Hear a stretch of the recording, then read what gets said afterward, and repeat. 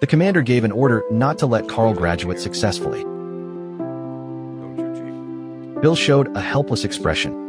That night, he found Carl explained his intention for coming today, hoping Carl could give up participating in tomorrow's graduation assessment.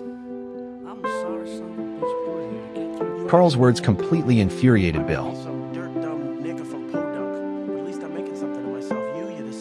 Bill directly smashed the radio. He suddenly saw the memorial photo placed on the bedside table. Only then did he gradually calm down. Bill also had no choice but to do this.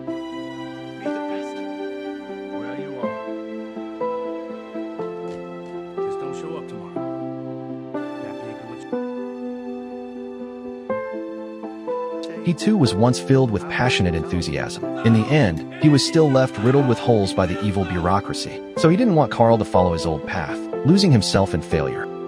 On the day of the official assessment, Bill prayed that Carl wouldn't show up, but he still underestimated Carl's determination. Carl appeared without hesitation, also making Bill feel a bit more respect for him. Then Carl, ignoring other people's strange looks, quickly put on the diving equipment and plunged straight into the water.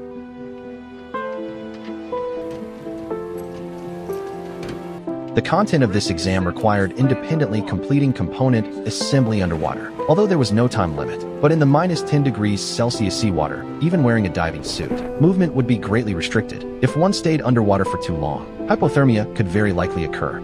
As the trainees successively reached their designated positions, the examiners above began dropping the components to be assembled. When it was Carl's turn, the examiner actually used a knife to cut his tool bag, then scattered all the parts into the seawater. By the time Carl got them, the components in the tool bag had long disappeared. Left with no choice, he could only bend down and search all over the seabed.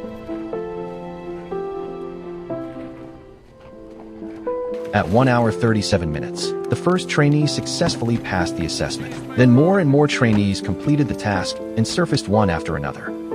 Even the slowest only used 4 hours. At this moment, his body had long been left shivering from the bone-chilling seawater. Night fell, and Carl still hadn't completed the assembly. At this point, he had been underwater for a full 9 hours. Even the battle-hardened Bill became nervous, seeing the still calm sea surface. He could no longer sit by and do nothing. Ignoring the commander's furious shouts, he ordered to pull Carl out. At this moment, the rope connecting the tool suddenly moved. When they pulled up the rope, they discovered that Carl had actually completed the assembly.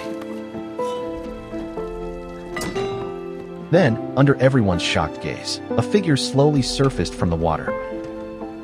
By now, Carl had already been left shaking uncontrollably from the cold, but his eyes were incredibly determined.